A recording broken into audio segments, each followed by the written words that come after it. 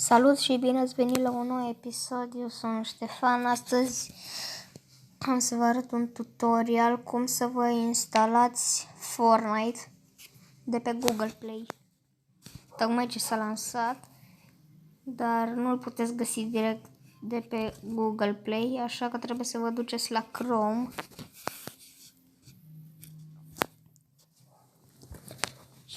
Dați pe caută și scrieți Fortnite Google Play.